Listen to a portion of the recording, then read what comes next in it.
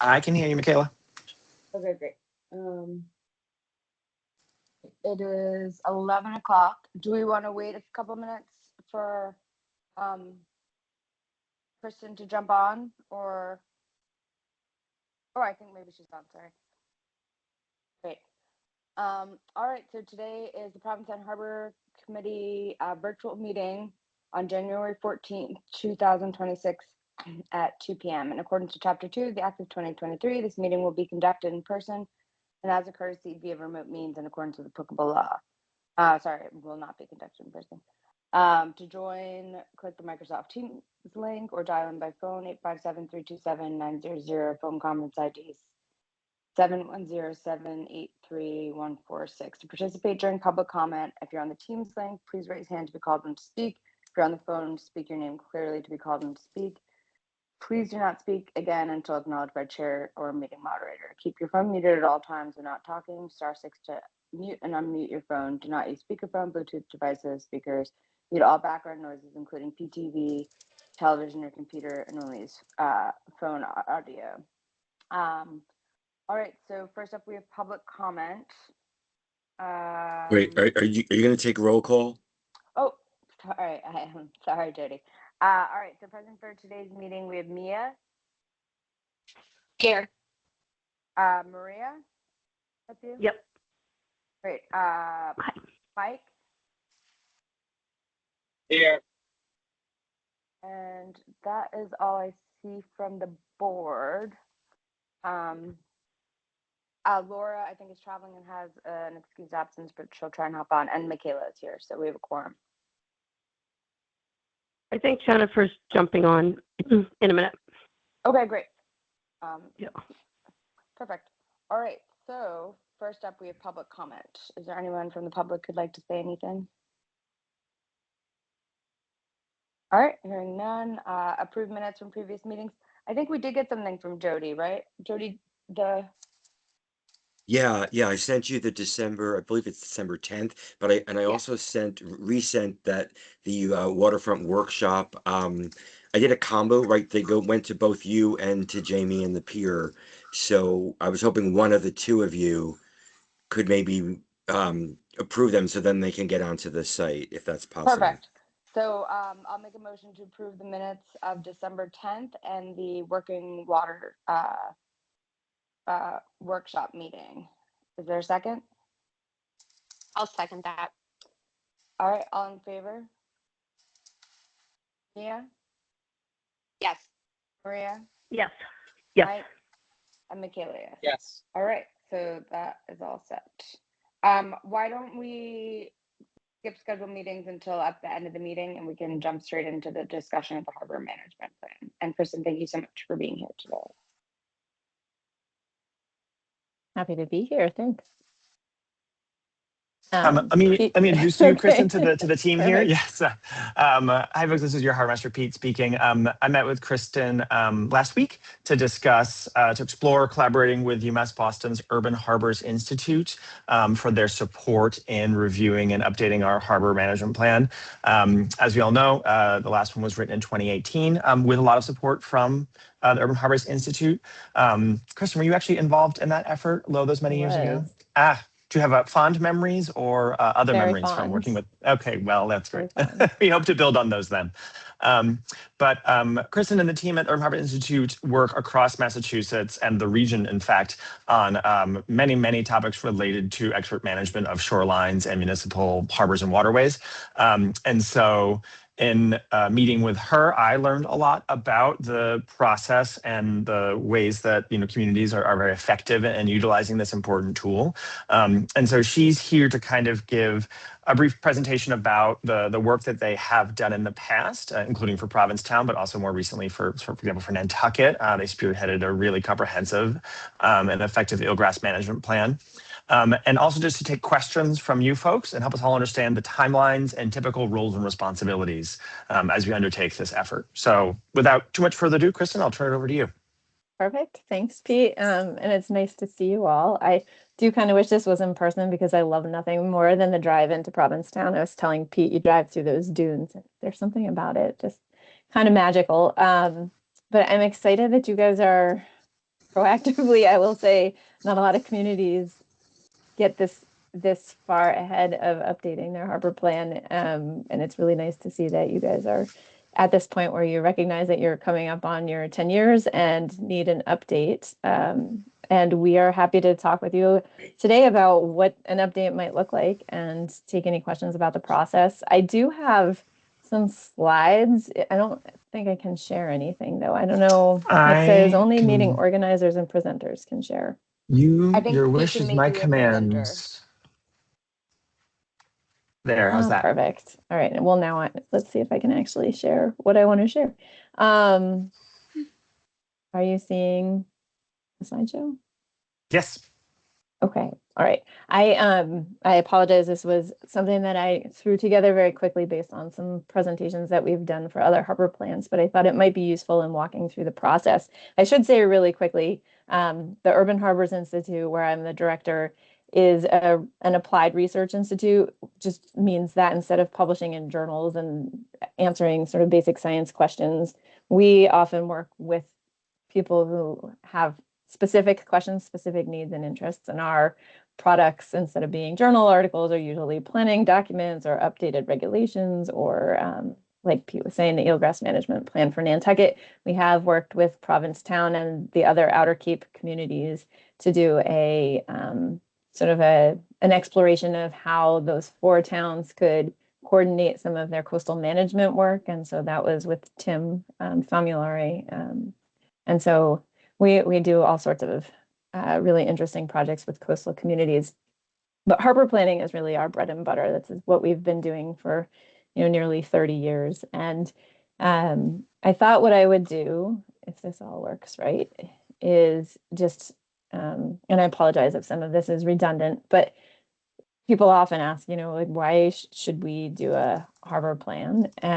In your case, you have an existing harbor plan and you need to update it. So it's sort of a no-brainer for you. But just generally speaking, it's a great opportunity for the community to step back and think about, all right, where is our harbor now? Where has it been? And where do we want it to go in the future? And so in doing that, you get to identify your goals for the future, and really how you're going to get there in terms of achieving your goals. And when I say your goals, I will say this is a very, at least the way we do it, it requires a lot of public engagement. And so you'll see in a minute, we do a lot of work to try and involve both the people that you would imagine, the waterfront property owners, the boaters, the fishermen, but also people that might not really otherwise engage in planning processes. So, people who maybe don't go to the beach so much, we'd love to know why they don't go to the beach. In some communities, we hear it's too expensive, or they don't have any reason to go because they don't know what to do once they get there because they don't swim, they don't sail.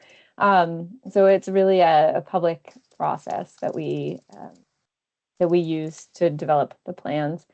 And in the case of a state approved plan, which is what you guys have and what you would be going for, it's really an opportunity for you guys to provide guidance to the state, specifically through the Chapter 91 licensing process.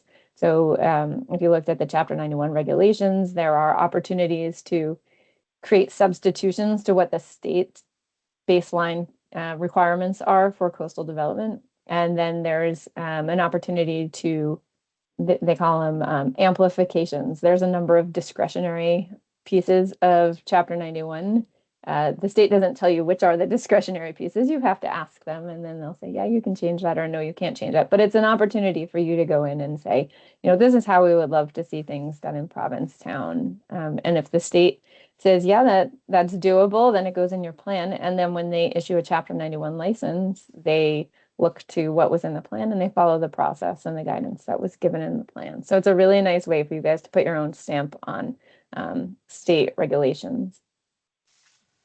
This is a very complicated diagram that the state has put together that just outlines the state approval process. So where you guys are right now is in the red circle, where basically you have decided that you want to update your harbor plan. And there's a sort of formality that you have to go through with the state when it's time to actually start the planning process. You have to request a notice to proceed.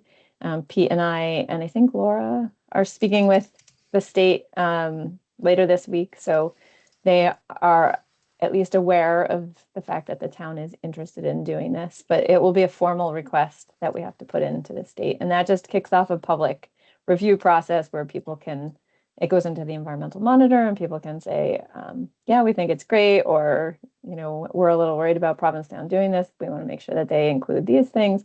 Generally, I don't think the state ever gets any public comment on this part of the process. It's really just a notification to the wider community that you guys are moving forward with the project. And then you go through your planning process, which is the sort of darker blue squares, which I have another slide about in more detail in a minute. And then at the end of it, you go back to the state for formal approval. I will say in our experience doing harbor plans, the state walks with us the whole way. So Steve McKenna is your CZM, your coastal zone management representative for that region, and he's great. We're working with him on Nantucket and Mashpee plans right now, and he's very engaged, comes to a lot of the meetings, and that's great because then he's able to flag things that might be a problem for the state before you develop your final plan, and that allows you to work out any issues before you propose your final plan to the state. And so then review and approval usually goes much more smoothly. This is an example of a proposed timeline and engagement strategy that we did for the town of Mashpee. I will tell you, they had some internal delays, and so we are now at the public meeting. Well, we've had the public meeting. We are at not quite yet at the state approval process. So we missed the timeline a little bit, but that was largely due to internal things at their end. And the way this goes is basically, you know, you secure your funding, you form a committee. You guys already have a committee, which is great. You do that request for notice to proceed from the town. And then all of these blue lines, both dark blue and light blue, are really public engagement. So usually we have a public kickoff meeting. Sometimes we have two, depending on the community and, you know, how spread out they are geographically, or if there's like a big need to do one in the summer season and the off season, we can do that. We do a lot of interviews, so we figure out who it is that we need to be talking with, and we have those conversations. And the goal of this is really to figure out, what does the community want? What's working well? What's not working well? Where are the big ideas moving forward? What are the big issues? And we use that to inform what we always call the background section. So like if for example, a topic is moorings, we'll write up in the plan, you know, how many moorings does the town have? Where are they? What does that look like compared to 10 years ago? Are the fees that they're gathering comparable to fees in other communities? So we gather all of that sort of information so that we can look at that and see whether or not there are recommendations to be made, either based on what we've heard from people that we've talked to, or, you know, in our own reviews of, say, like mooring regulations. If you guys wanted to do conservation moorings, which I know, Pete, you're thinking of, you know, like, what are the regulations from other communities that you guys might think about incorporating into your own regulations? So that's what all that research writing and meetings part of the process is. And then we work with you guys to sift through what's important that you want included in the plan, what's not important. You guys can tell us what we missed. We develop a draft plan. And then once you guys have reviewed it and it looks good to you, we'll put it back out to the public, make sure that they have the opportunity to voice their thoughts on that. And then we go for municipal approval, and assuming that everything looks good to the town, then once the town approves it, that starts the state approval process. So it's a lengthy process, a lot of public engagement. And I think from the committee's perspective, what that looks like is probably not quite monthly meetings, but almost monthly meetings, just to go over, you know, for example, when we're having our kickoff meeting, who should we be doing outreach to? Who wants to participate in that? If we set up breakout tables, what should the topics of each breakout table be, right? So we'd look to you guys to provide all of that local context, in addition to reviewing content. But you wouldn't have to write any of the plan, and you wouldn't have to deal with the state approval process. And then this is just a list of common topics that we see in our plans. You know, not every community has all of these, and in some communities there's additional ones. But boating and navigation is pretty much always in a harbor plan. That's commercial, that's recreational, depending on what the community has. Water quality is, again, almost always part of every plan. Natural resources, salt marsh, beaches, shoreline access. And I know for Provincetown, that's a big one. So we can anticipate that one coming up. Coastal erosion and flooding. This one always comes up, and we're always mindful of the impacts of climate change in the recommendations that we make. But it really depends on the community and whether this is a big section in the harbor plan or whether they feel like they've adequately addressed it in other plans, in which case we would just reference those other plans and make sure that the harbor plan is not inconsistent with existing plans. And Kristen, can I just put a plug in, because our chair, Michaela, here also served on the Coastal Resilience Advisory Board, CRAB, which was our in-town effort to create just such a comprehensive plan for coastal erosion. And so can you talk a little bit about where our harbor plan incorporates by reference the work done by other boards versus where we do new work and we bring new ideas and priorities to the community?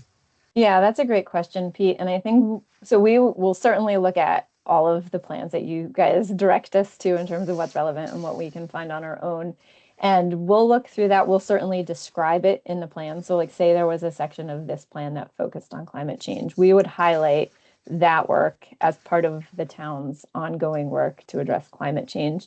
But we would also review that plan with an eye towards what we're hearing in our interviews and our public meetings, and whether or not that's adequately addressed in the existing work. So for example, like Nantucket, right? They have a great, well, no, let's look at Manchester might be a little easier to follow along with. Manchester by the Sea has a great, very forward-looking resilience plan. And we looked at that and we referenced it. We highlighted some of the areas in which that plan did not really address. For example, there's like a great downtown waterfront park, and it's really important to the commercial fisheries. So we emphasized that they need to think about making sure that people can access those commercial fishing docks. That wasn't specifically called out in the plan. So we would look for what's missing. And then we also, in that case, their plan was, it was really great, but it was limited to a very specific area of town, and just recognizing the need to think more broadly town-wide, we recommended that they expand the study to include other parts of the town. So that's an example of how we would use an existing document. So including the relevant parts, making sure that everyone knows that we looked at it, so the plan is not contradicting what's already been worked through, but just adding to it in the context of what we're hearing in this planning activity, and then also thinking about, is there more that the town could be doing to build on the good work that's been done? Does that make sense? Wonderful. That makes perfect sense. One area of our town that is referred to in our past harbor plan, but we've done a lot of work on, is kind of the future of McMillan Pier. And so I think that we'll have, and we're kind of embarking on now approved feasibility study to invest significantly in the pier and change its physical form, add new amenities, new structures, et cetera. And so with an effort like that is ongoing, would you see us, like, how would you incorporate that? Like, we kind of have a direction already for that, but how do we include something like that that's kind of like currently happening into this planning process, so that when this plan is effective for 10 years, it's like we've skated to where the puck is going with something like that? Yeah, no, I think in those situations, what we would do is just make sure that we're coordinating with the folks that are advancing that effort, to make sure that there's, when we can even talk about it in this plan, right, that this work is happening, this is the vision for that work. I don't know, not knowing what the specific future thoughts are with McMillan are, like whether or not there are things that would need to be adjusted in your harbor plan and your Chapter 91 licenses in order to execute that vision. So that's something we would pay very close attention to, is what are you guys proposing, and how does that jive with the existing Chapter 91 regulations, and do we need to propose amplifications or substitutions in the harbor plan that would allow what you want to be constructed to be constructed? So it's Okay. actually pretty good timing, if you ask me. Great. Kristen, sorry, this is Michaela. Do you mind if I ask a quick follow-up question on that? Go for it. So when I first joined Harbor a few years ago, I started thinking about the Harbor plan and how much it needed to be updated even then, which was a few years ago, so only maybe 6 years, 5 or 6 years into the plan.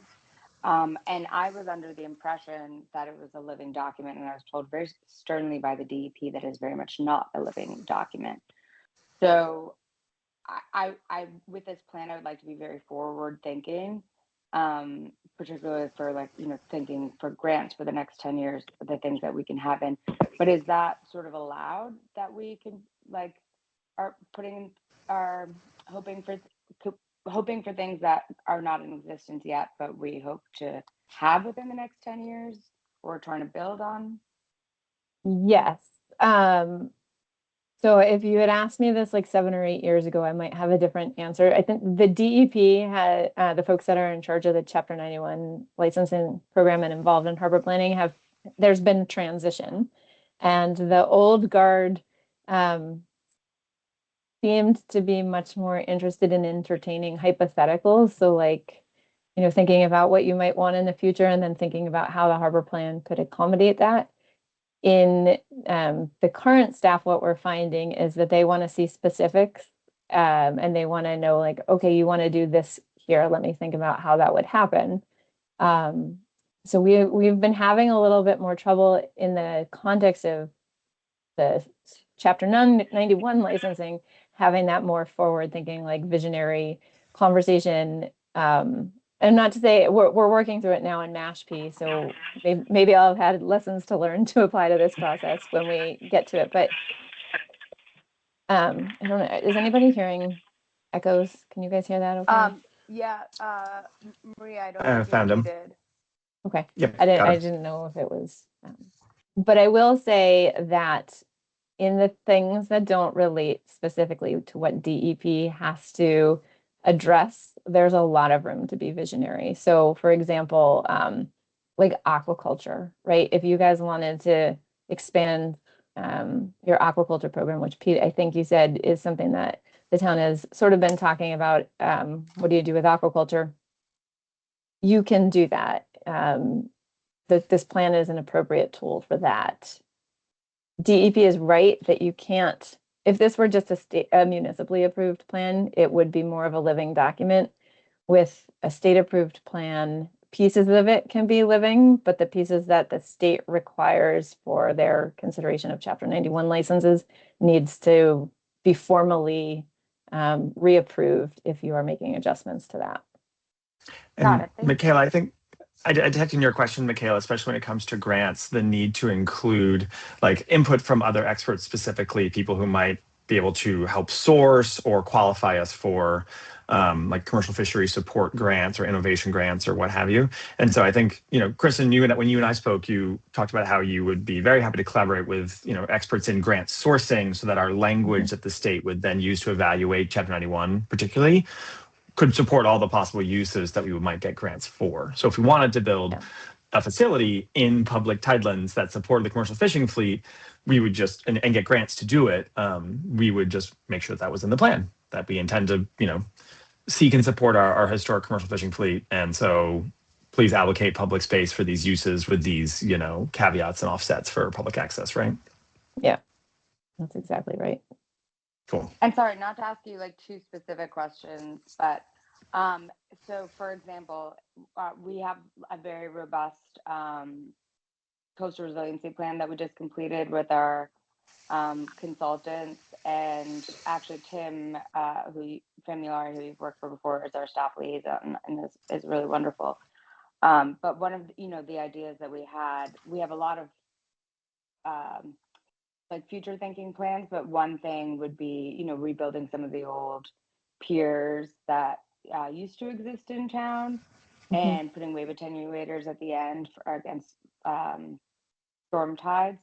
So obviously that would fall under Chapter 91, and that is aspirational. You'd have to get private landowners to, agree and do and apply for grants. So would that be something that we could, in theory, put in the plan? Because that would have to be something that would be like heavily subsidized if we were gonna try and get homeowners to do that. Yeah, I don't want to answer for DEP. It's certainly something that we could bring to them and ask if it's appropriate to include in the plan. We had brought up not wave attenuators, but like the need to elevate docks and other structures as they're being reconstructed, and making sure that in Mashpee those were elevated up to, I forget what they were using, the 2070 maybe MCFRM projections. And the state said they were already requiring elevation. And so we shouldn't put it in the plan because they're already requiring it. And we're pushing back a little bit on that, just because we want it to reflect the specific 2070 MCFRM elevations. But we could do the same with wave attenuators, right? Like we could ask them, could that be a requirement for the parcels? I think it's especially helpful if you can identify like the specific places where you would want them. So in these 5 parcels, if anything were to happen with regard to with regard to redevelopment, we would like the project proponents to install wave attenuators, and we could see what they would say. But they're, again, I can't speak on behalf of them. They would have to weigh in on that.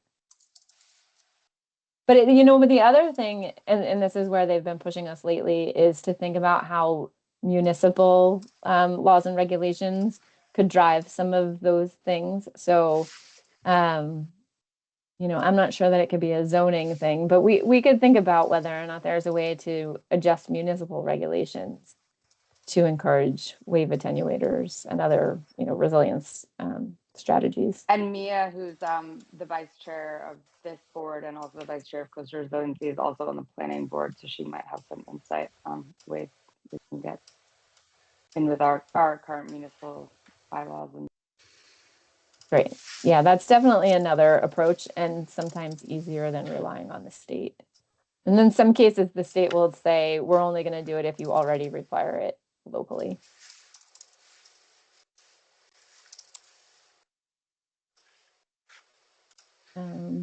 Any other questions? I think I went through all these. It just fishing, shellfishing, aquaculture, the amplifications and substitutions. What's not on here, which is sometimes integrated into other topics, is like the marine economy. So why is the waterfront of the municipality important to the local economy and the local character?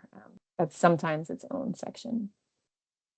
I think that's it in terms of what I wanted to share. And I know we did already talk about some of your questions, but I'm happy to answer other questions. I think just one thing that I want to be kind of mindful of is not just reaching out to people who we necessarily might think of as the person in that field or blah blah blah, because I think we have a really amazing community and a lot of people with a lot of really innovative ideas. And I think a lot of times people are like, oh, that can't be done, or we shouldn't ask for that, or that would be too hard to do. I think there's a lot of people that we can kind of tap into to think of why we could do it, or So, Mike, who's on this board, is on this call. He and his wife are oyster farmers, and they have a grant out on the flats, and they do a lot of work with the Economic Council and stuff like that. And so I think getting like their perspective would be really good. And the Commons does a lot of kind of innovative projects, and also they run a grant program as well. So I think identifying and also the Community Preservation Board has community funds that we could tap into as well, like the local funding for projects, as well, obviously state and federal. Yeah, we in our harbor plans, we used to just identify the issues that we were addressing, and one day we were like, some of these are not issues, they're opportunities, and we should reframe this as issues and opportunities. To your point, Michaela, like this is a great time to think about what new things could happen, or dream big. So definitely our thinking is aligned with yours on that.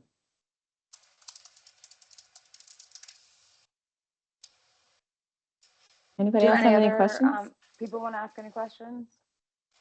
And Gavin, feel free to ask questions. You're more than welcome to join in the conversation.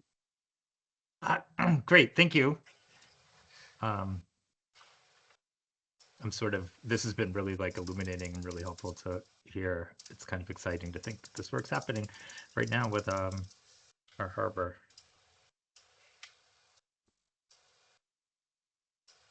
Yeah, so I'm around. Pete has my contact information. Definitely, if you have any follow-up questions, let me know. But hope to see you guys again soon in the not too distant future. And would it be Yeah. possible for you to email those slides to Pete so he can share them with the board if possible? Because I think that's quite helpful. Absolutely. Yep. Thank you. Happy to Thank do. you so much for your And time. yeah, and Harbor Committee folks, so Chris and I are meeting on Friday with our state liaison to this process, Steve McKenna, and he will advise us. I think the next step, honestly, is to kind of kick this off by publishing that public notice and writing an application or writing a letter to the state asking for permission to start this formal public process, which we assume they will approve. And so we're going to kind of do that, wait the 60 days. Meanwhile, we can continue our work as a committee and like reviewing the current plan and kind of deciding who's going to take what section. Also, we do have significant resources available to us to pay for this professional help, which I think will return many times over its value. I think this would be extremely valuable for us to, contract with Kristen and other experts as we need to guide this process. I think the likely source of some or all of those funds will be the Harbor Access Fund, which this committee can recommend expenditures from. So I'll be working with Nick, our town accountant, to provide you folks the insight you need into that fund's current level and projected future, gains and losses, because it is paid for by Chapter 91 fee revenue, which is a little lumpy sometimes. So you have that complete picture, but expect there to be like a budget approval component to your work as a committee, as well as the plan revision component that Kristen will help us steward. Yeah, and Pete, I'm planning on getting you a scope by the end of this week. I wanted to wait till after we talked to Steve. Sounds good. That's all right with you. Okay. That sounds great. Thank you. And thanks, Yeah. Pete and Katie, also for all your hard work.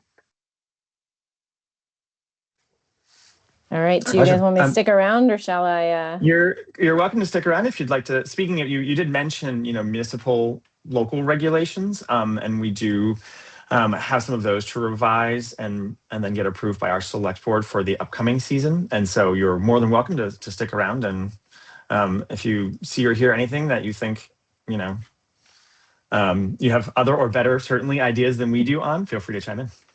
Okay, I'll just sit here with my camera off and listen in if that's all right. Wonderful. Thanks, guys. Bye.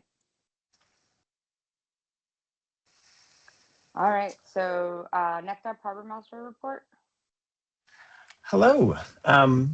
No slides or visuals for you folks today on Harbor Master reports. It's blessedly quiet here in the harbor. We supported the drone show and the polar plunge over the winter holidays. Both went off without a hitch, and are looking forward to this coming season. And so confirming any staff members who are returning, Katie and I sat and looked at uniforms and colors to make sure people are attired and have good clothing for the season, beginning our early stages of like vessel maintenance and recommissioning. And we are deep into sort of implementation of new mooring software that does more than just moorings. I think I presented about this in December, but it's going to replace a lot of the paper processes here. So if you have a dinghy dock permit, if you have a kayak rack permit, if you have a mooring, if you have a commercial dockage along the pier, and it's also going to let our harbor masters from their phones, from anywhere in town, easily look up like, oh, there's a boat on shore. They can look up the registration to the state database or the federal database. They can look up customer records. It kind of like is going to create a much more unified pier and harbor operations, and it has ended up being slightly cheaper than the system we used to use, which did not that many things. So, and hopefully it will also be dramatically helpful to us in making the behind the breakwater mooring fields more efficient. So the new like sort of harbor management software, we'll call it. Wellfleet uses it, Barnstable uses it, has a very friendly user interface. So like you will all get accounts and you can log in and check stuff and see your permits and locations and charts and things like that. So when we have sort of test accounts or the ability for you folks to log in and start kicking the tires, we may ask you to be test users to check workflows, to check language, make sure it makes sense to you as Provincetown experts. But that is like a big sort of behind the scenes effort we're focusing on. What else we got? Any questions about typical harbor master report stuff? Yeah, Pete, I heard mention of the eco moorings that you guys were entertaining. Can you elaborate Yes. more on that? Is that something that's being considered for our harbor? I can speak about conservation moorings for hours. Let me first say that we are not anticipating, like at this moment, doing anything by fiat or requirement. So the traditional moorings damage eelgrass and other vegetation because the chain drags on the ground. And there's a lot of robust science about alternatives that don't do that. And so we are going to look for opportunities to pilot different types of moorings. Eco-moorings is a broad term for many types of mooring technologies, from the like novel and unproven, like elastic, rubber connections from the anchor to the boat, to simple things like it's a chain with floats in it, so the chain kind of floats a little bit instead of dragging on the ground, right? We can get to very simple modifications to moorings so that they don't damage eelgrass. And one of the goals for doing this, eelgrass is nice, of course. It's valuable for erosion, for species, for health, and all that kind of stuff. But also, I think piloting projects and testing things and learning from them and kind of like moving us forward gives us access to many more mooring areas. Because I cannot currently permit new moorings in areas where there is known to be eelgrass. And we have a excellent high-res scan of the whole harbor now from the coastal studies folks who did it this fall. So we know where all the eelgrass is. And so we get access to a lot of new mooring opportunities if we identify technology that works for our harbor and also doesn't harm the eelgrass. And many other harbors do have these, like Manchester, Fisher's Island, West Falmouth. I have a lot of data from those harbors and a lot of conversations with folks where this is sort of proven to work in various ways. So we're going to find the one that works for us by experimenting. We're not going to require anybody currently to convert moorings, but it will give us a lot of flexibility. And also, if we're working now, we've made outreach to the Department of Marine Fisheries, to the Department of Environmental Protection, and to scientific collaborators at Northeastern. There's a professor there who runs a maritime lab that studies the efficacy of these technologies. And so elevating Provincetown as a learning lab, as a site where we are proactively trying to be a good steward of the environment will only help us obtain grants, permission to build things, to Michaela's point that if we want to build a new pier into the harbor or to rebuild a current pier, if that new construction covers existing eelgrass, we need to mitigate that by creating eelgrass elsewhere. And so we'll just be able to do that very easily if we make being responsible with eelgrass like a strength of our community. So that's the very broad spectrum look at it. And I'd be happy to go into a lot of detail about any of these efforts. But we're moving sort of experimentally and slowly at first because of it's relatively new to the harbor. So Pete, just one thing on sort of the timing, just when you said marine fisheries, that made me think of it. So I think we're gonna have to do a lot of different types of community outreach, obviously, but I think the sooner we reach out to the fishermen for that part of the harbor plan, the better, because right now a lot of the fisheries are closed that are out of Provincetown. And obviously not for the rest of the state, but reaching out to Dan McKiernan maybe to work in collaboration, or Doreen Leggett from the Cape Cod Fishermen's Alliance, to see if they can help us put together because as soon as they get busy again in May, where you lose them again for the next 8 months or 6 months. Absolutely. Um, And I have brought it up at our peer meetings, and they're very interested. Mike Rigo is the chair of our board, and he's very interested in being involved in the process. okay, awesome. Let's. When does peer committee meet next? I'll have to check. The 29th. Oh, there we go. Okay. Certainly after Friday, when Chris and I meet with Steve at the state, we'll know, Great. hopefully, that like we can kick off this, public. We can like pull the starter pistol out, right, and shoot the gun up. Hopefully very soon. And then I don't see why we couldn't start with like, interviews and outreach immediately. And so Doreen Leggard at the Cape Cod Fishermen's Alliance Mhm. is a pretty amazing resource. She has, and obviously Dan McKiernan at the Department of Marine Fisheries, but Doreen has just a lot of local data. And Mike Rigo also works, he brings scientific data out on his boat and stuff, and he collects it for the Department of Marine Fisheries. So there's many other people in the fleet, I'm sure, who would like to be involved, but those two off the top of my head would be great, I think. Yeah. I'll reach out to Doreen and let her know we're doing this. I'm currently working with her on filling out some surveys. Perfect. She's collecting sort of like longitudinal data on port operations that I'm filling out for her. So she's reminding me to do what I said I was going to do because I'm a couple days late. So Perfect. I'll do my thing and then I'll talk to her about this.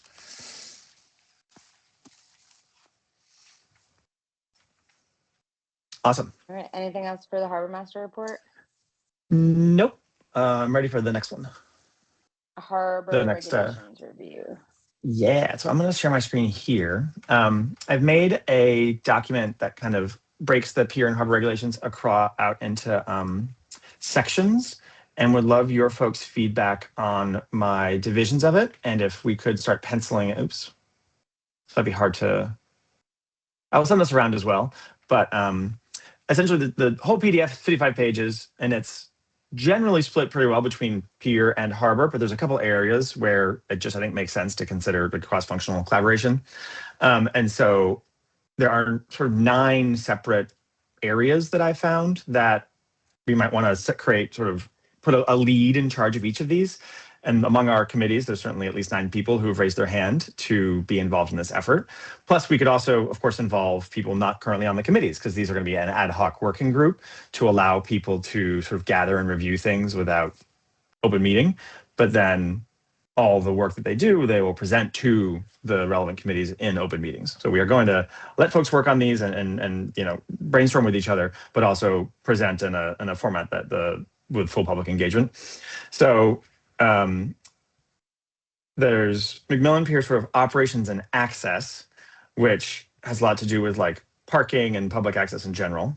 Then there's passenger vessels and float space licenses. So which vessels can dock and how on the passenger side. Then there's commercial fishing and that docking system and priorities and ranks and permissions and responsibilities there. Then there's sort of like the seafood operations component of it, pollution, fueling, that kind of stuff. Ancillary pier facilities, which is essentially like the dinghy dock. And so that is one where it's like in the pier regs technically, because the dinghy dock's attached to the pier, but it seems like that would be something where the harbor committee would want to assign the like lead member for reviewing and proposing updates because of the usage expertise there. I was just going to say that, but and then mooring rules and regulations. So another very harbor committee person focused thing.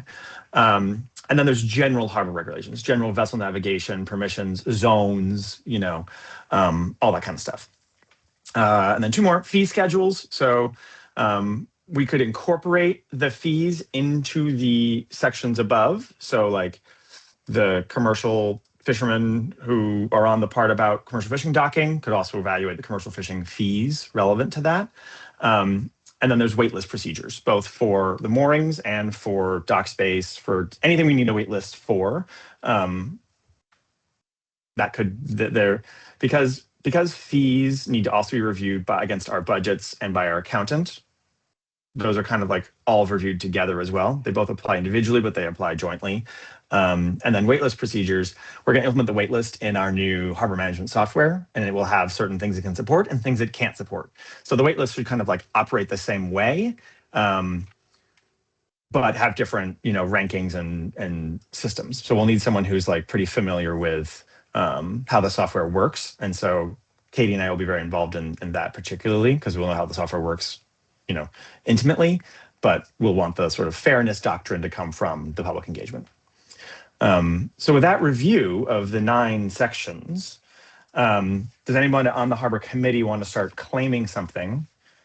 For example, should I put Maria right here next to Dinghy Dock? Maria, feel free to protest. Maria, I think you have to press *6 to unmute.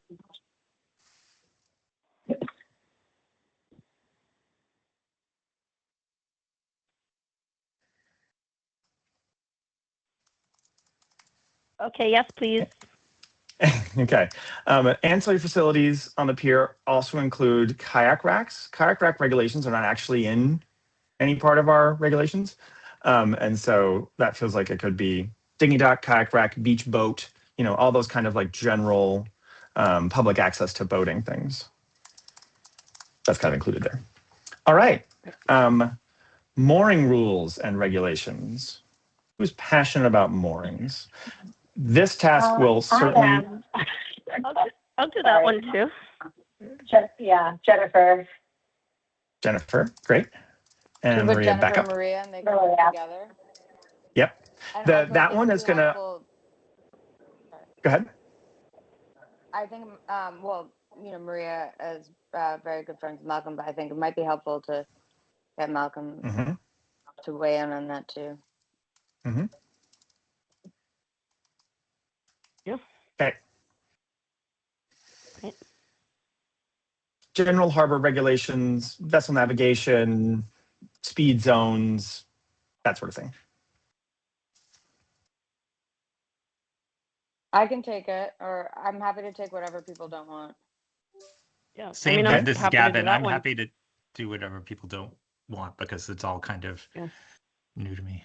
If we're gonna lay claim with my background, I feel like I could really contribute to seafood pollution and enforcement. Great, Okay. and I think also, sorry, go ahead. You'll be I paired think with someone Katie from here on that, Townsend as Michael, well. but go for it. Oh, yeah. You could work with maybe Katie Townsend, but Yep. and Katie Townsend, and I know that Mike Rigo is definitely going to want to be involved in that. Yes, and so I think I'm going to bring this document to the peer committee meeting as well. And so if anyone who's on the peer committee who was going to get the chance to claim it, let's leave them off of this. I don't want to prompt them without the same preamble I gave you folks. But because Malcolm's not, I'll ask Malcolm directly. So because he's not on the committees. Does anyone have an appetite for financial analysis? Excellent. I'll help with fee schedules. Does anyone love creating fair procedures and working with software?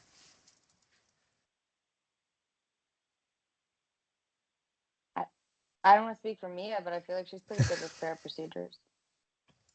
Yeah, I mean, I'll do whatever people don't want to do. Awesome. Yeah, same here. But I'm not officially voted in, so it's what. Well, you can still work in an ad hoc. Yeah. These assignments are members of the public, and so Gavin, okay. So then sorry, yeah. Why don't we have you pair with Michaela on general harbor regulations, because that way you can get a really nice overview of the whole harbor operations. And Gavin, I do want you to think, back of your head, save some horsepower for a lot of harbor plan work, which might start pretty soon too. So, I would. Don't worry, we will make use of all the time that you have. Sounds good, Michaela. As long as you don't mind, I'd love to be absolutely an asset to you. Okay. Yeah, please. Thanks. Yeah, actually, I'm also just happy because I to think it would be fun to have you guys kind of like look holistically across the harbor and holistically at because Michaela's on the pier committee as well, and so like looking at the budget for the enterprise fund part of the pier, and then looking at our budget because our mooring fee and boat excise tax fee revenue feeds various funds that we're going to then spend down to do the harbor plan and build improvements. I think, and that the harbor plan itself is going to have a lot to like. Our ability to execute the harbor plan is going to depend a lot on what revenues we have access to.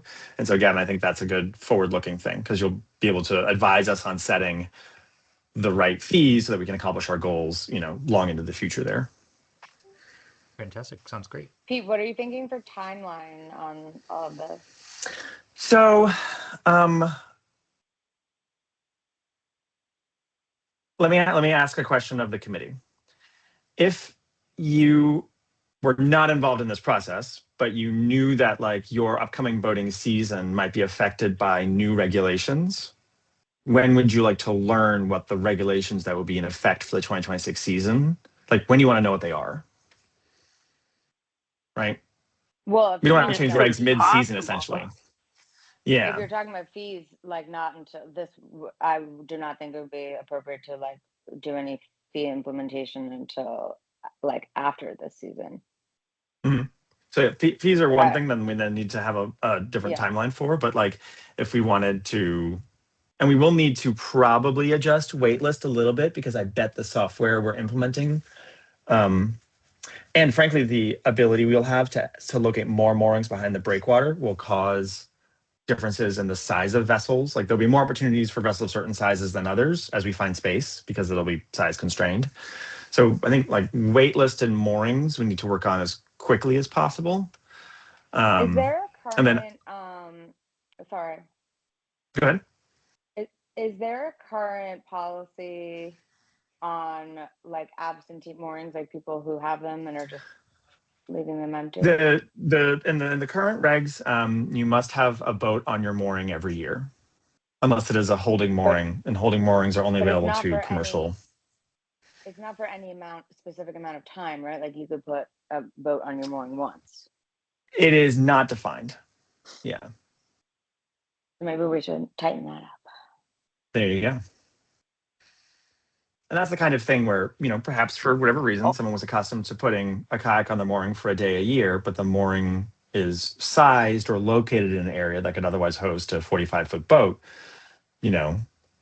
letting them know as soon as possible that they're going to need to make efficient use of that space we've allocated them or lose access to the space so that somebody else could more fairly make use of it would be, earlier better, right? I have a quick question about that. Shoot. Why do we care? Is it just access to the harbor that we're concerned about? If someone wants to pay for a mooring, has had a mooring, Yeah. and they're willing, do we want to get into the regulation of being a landlord? I mean, I guess that's my only yes. question. Yes, we do. And here's why. Less so in Provincetown, except behind the breakwater where we do have a wait list. But it is extremely common in most other coastal towns that there's like a 30-year wait list for a mooring. And so in those cases, there is a public good that needs to be satisfied because there's a scarce public resource, right? The water's public. It's not private property at all. And so if you have private stake on a public resource, the government seeks to make sure that's efficient as possible. So in other towns where there are long wait lists, if you have a mooring and you don't have a boat on it for a year, you absolutely lose access to that mooring because somebody is waiting or has been waiting for a long time with a boat who would then make more active use of it, presumably. In our case, our effort this year is going to be to use, I'm going to change. Michael, do you have can you see my screen if I share it? Not yet. There we go. Pete, can I ask just a quick follow up on that? Yeah. So obviously, if somebody has a mooring, they've purchased it and put it in. Like that is quite an expense. So if somebody isn't using their mooring, and we decided at some point they forfeit the mooring, they'll be reimbursed, or they'd be reimbursed by the person who then would be next on the list for their. Yeah. 'Cause, I mean, not to just Per take yeah somebody's per property. per established. Well, so essentially, a mooring permit is a license to pitch a tent in a public park. And if you lose access to the permit and you don't come get your tent, then the tent is abandoned and it becomes public property. So let's say, for example, and I'm not going to, I don't have any specific names in my head here. Let's just create a hypothetical. Someone placed a mooring in an area where we have a wait list. And so we're incumbent to manage the resource efficiently and fairly. And they decide they don't want to put their boat on, they don't have a boat anymore. They sold their boat, but they want to keep their mooring. Our current regulations and no other town regulations that I know of would allow that to happen for a year. Like you can't bogart or squat on a mooring unless you're using it for its intended purpose of providing public access to the water. And so if they did not come pick up their mooring gear, they'd have to pay a servicer, or if they couldn't do it themselves, then that gear could be forfeit and claimed by the town. In which case, if we, the town, do not have the equipment necessary to move typically these things, so we would either pay a servicer to come pick up the mooring and put it somewhere else, or keep it or dispose of it however we would want to, or now there's a spot, we have an open space for a permit, someone applies for that spot, and if the gear that's on the harbor floor is compatible, they could assume ownership of that gear. The town would seize the gear, it would remain where it is. We would then grant it, sell it, allocate it to the new mooring holder, and they would own the gear. But essentially all of the privately permitted moorings in the harbor, legally speaking, that gear has to be owned by somebody. But if it is abandoned, including left there because they lost access to that space, they don't have the right to occupy that space anymore, then it becomes abandoned in town property. So, would there be an opportunity for them to say, okay, listen, like I don't have a boat anymore, I was holding on to it, but it doesn't make sense for me to keep it, but they have an opportunity to sell it rather than sell the gear rather than okay. Certainly. So, That and of course, like here, we're taking yeah. And no. And I trust me, like I don't have the desire to own 400 pieces of concrete either. So, nor does the department, nor does the town. So I think in the real world, what would likely happen is what's traditionally happened is like person leaves their permit. They say, I'm gonna leave, and it's an area where we know like the gear is in relatively good shape, and we know it's in an area where someone else wants it. They can say, look, I'm leaving the gear in the water for now. If you want me to come get it, I'll come get it. But if when you go to your wait list and assign via the fair process, the next person who gets that spot, if they do want that gear, put me in touch with them, and then those two parties can broker a deal. And that way, the town doesn't have to get involved except in allocating the spot to the next fair occupant. And that's typically what happens. Like that's 99% of transfers are that. What you do see on like Facebook Marketplace and stuff is mooring permit holders who get that order of operations backwards. So they're like, I'm selling my mooring, and then they like enter a contract and take money from somebody who then comes to our office and says, hey, I just bought this mooring, like give me the permit for that spot. And in areas where we have a wait list, you can't privately do that, right? Because they're essentially selling both the mooring and the location. But really, when you buy a mooring from somebody, you are only buying the equipment. You are not buying a right to that spot. Oh, is Does that make sense?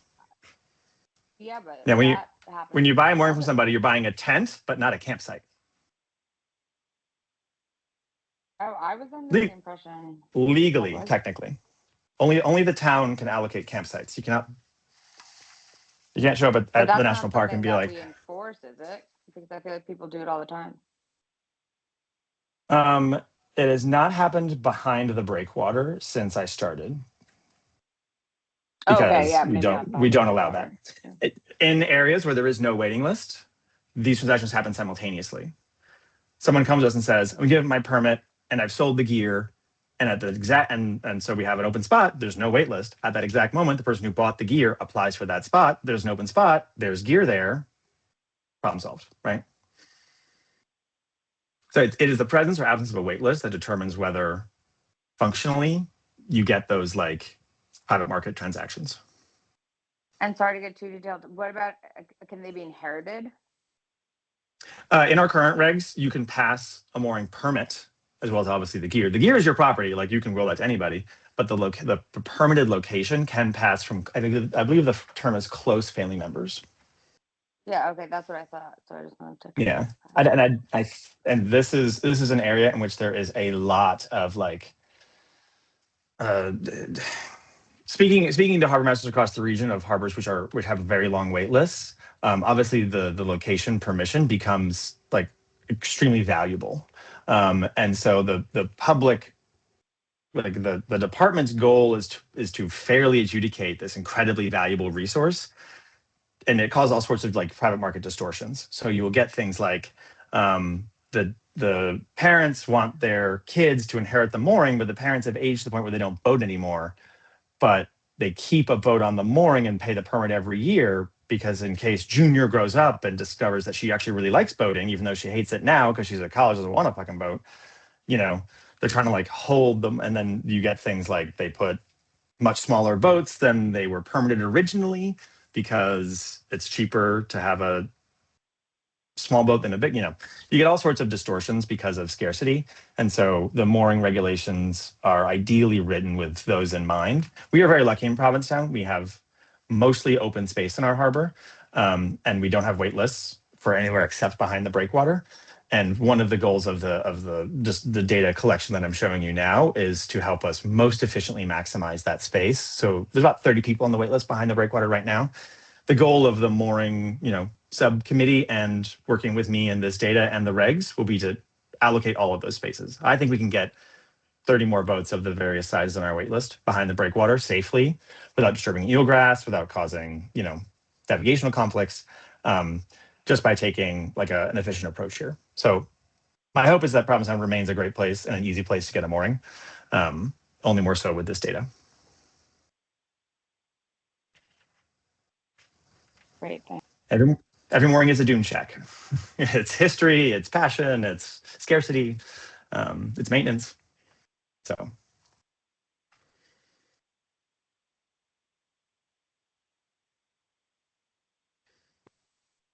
Anyone else have any questions?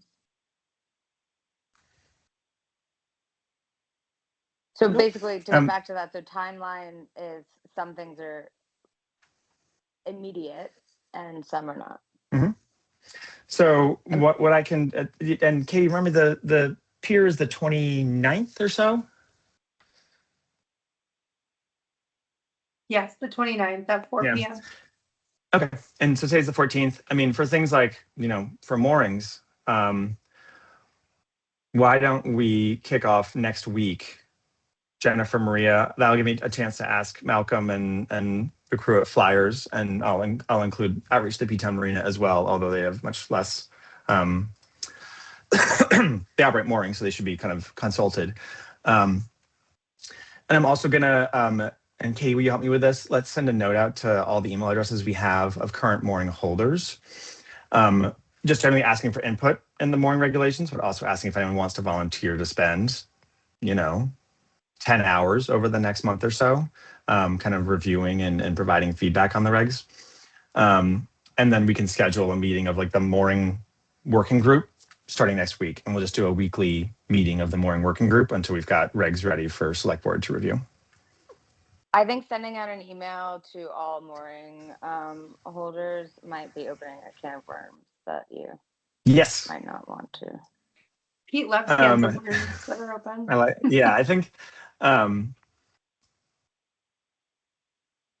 I think the passion of the topic and the passion of the amount of misinformation on the topic of moorings is something we should directly welcome. And it will be helps to have. Yeah, and I mean, also just putting my ethics hat on here, I do think it's kind of like an all or nothing thing, where I don't think we can really, I mean, of course, like Flyers, the marina, that's a different story, but I don't think we can really like pick and choose mooring holders to reach out for input. So yeah, I think if you're gonna do it, it has not reaching out to them until it's a bit more thought out, so you're not getting kind of caught in the weeds before you already like maybe come up with some ideas and then send it to mooring holders and ask for input.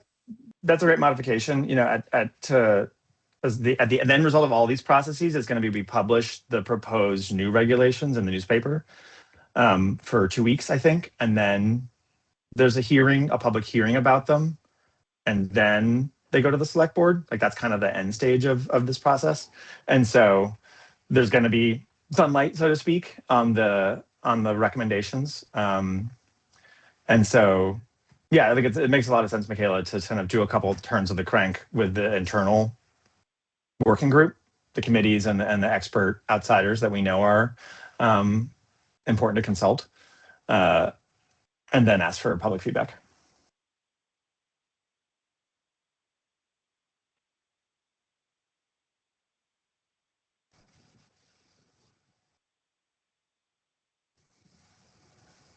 Did you get all the topics covered that you need, or? So yeah, here's the topic breakdown. And let me show this again. Hold on. Pier and Harbor review process. It's this one, right? Yeah.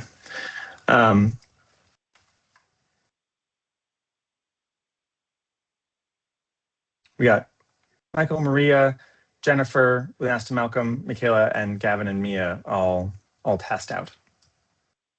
Is Laura on the line? Laura, did you have a topic that you wanted to join? She's not, but I can send her a picture. Yeah, I'll send this whole document around to everybody and let folks digest it more thoroughly.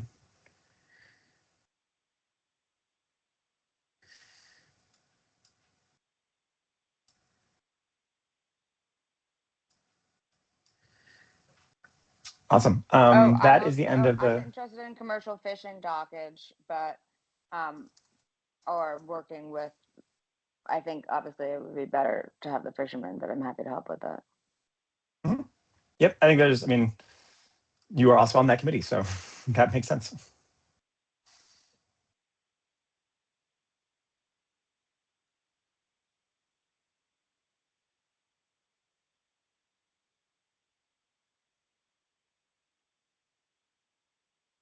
Awesome. That was the end of my topics for the meeting today, folks.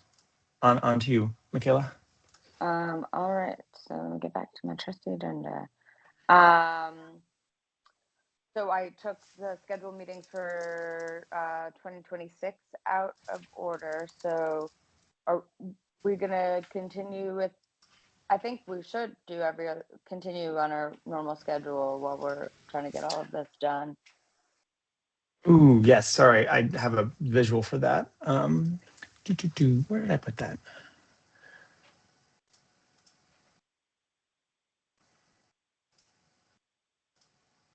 Pete, I had flagged a couple. Remember that I had questions about? Yes, you did. And I February put that damn thing. Pizza Way. There we go.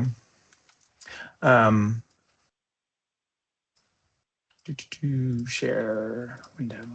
So the goal here is we look at this all together. We resolve any like obvious conflicts, and then Katie can send out holds on your calendars and kind of schedule these meetings for the rest of the year.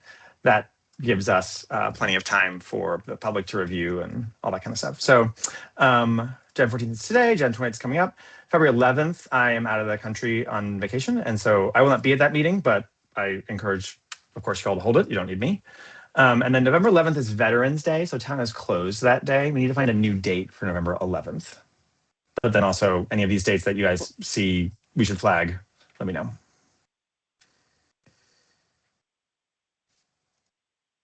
No, it's the second or.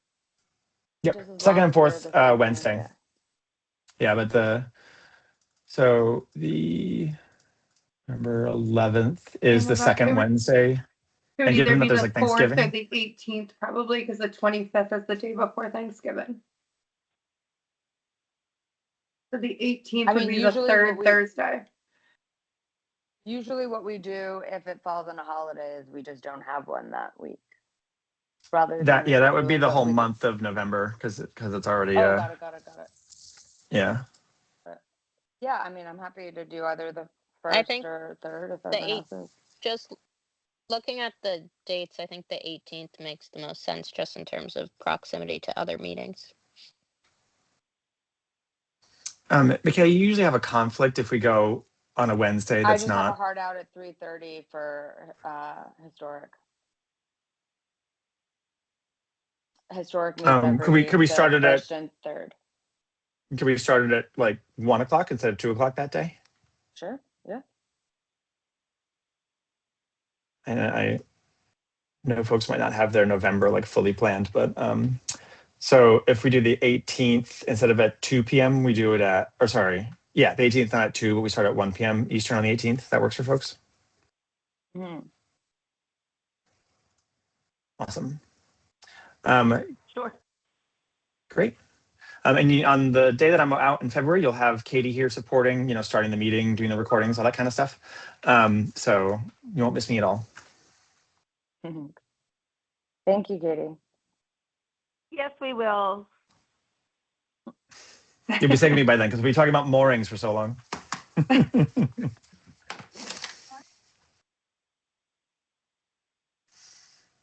Awesome. So Katie, thank you. Do you mind updating that schedule and sending it around, and then we can lock the meetings on the calendars? Yeah, absolutely. I'll take care of that. Thank you very much. That was that topic. All right. And then so potential agenda items for upcoming meetings.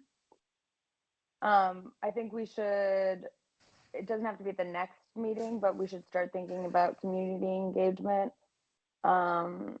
for the harbor plan. I think we should all kind of get our teeth into it before we get into the community engagement and go through the process and stuff. But maybe working with Dan Ravello to post on the town Instagram and Facebook or whatever that we are beginning this process, and that if there's and here are the topics, if there's anyone who's interested in these, specific things, reach out. And then we can do open forums later, but I think it's good to just kind of gauge who's interested and what their skill sets are first before we do the big crazy thing. And that's still community outreach, but before we do an event, I think it would be better to kind of everyone to get their head around it a little bit.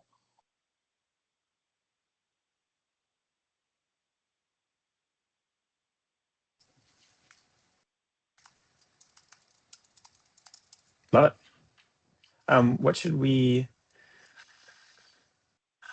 I'll write brainstorm community engagement outreach for harbor plan. Yeah, maybe like first just a like basically an invitation to participate and to reach out. Like we've done that for coastal resiliency. We've done a lot of the community engagement events, but so specifically if you're in this neighborhood and you'd like to be a part of this, then you can reach out directly. And then I think you get kind of more serious people.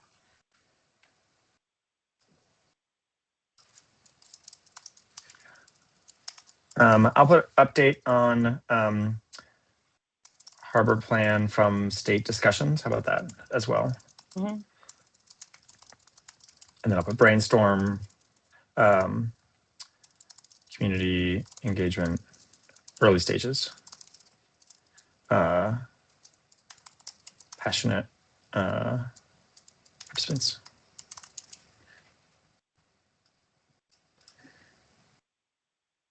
Okay. Does anyone else have any other topics they'd like to add? Wait, when is this meeting for? Next This week? is our Or next 2 meeting, the weeks? 28th. Next Okay. meeting, All right, or good. like any, it doesn't have to be for the next one. It could be like something that you think Okay. would be good to get on at any time. Okay. Not at the moment. Sorry. I just thought you said next week, and I was like, wait, I can't do next week. No. Okay, thank you. Yeah, we and certainly hopefully we'll at least have been able to kick off the mooring regulations review discussion, and so that working group we might have an update or new questions to raise to the whole committee.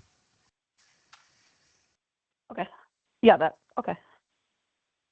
That I can do. Does anyone have any other if there's nothing else, does anyone have any other business that they'd like to bring up?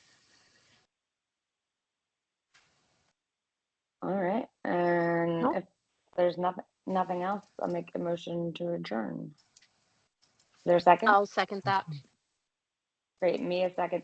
Oh, and sorry, Jody, just for the minutes, Jennifer Shiwi joined at 2:05. Okay, great. Can I just, Pete, can you send me those notes from October? Do you want those meeting minutes drawn up that we don't have the tape for? Yes. From Yes, I can. Yeah. Yeah, there's the My one notes are. before the waterfront and then the other October. There's two of those, so yeah. Yep. The 8th. Yep. Actually, I've got those right here. I'll send them to you now. All right, great. All right, thanks. Sure. Okay, 2:05 on Jen. Got it. Thank you. All right, thanks everyone. Oh, sorry. So roll call vote. Sorry. Mia. Yes. Mike. Yeah. Maria. Yes. Jennifer. Yes. And Michaela. Yes. All right. Thanks everyone. Thank you. Bye. Goodbye. Thanks, Katie. Bye. Thank you, Thank you. Kristen. Bye, folks. Thanks, Bye. Pete. Bye. Have a good day, Bye. guys.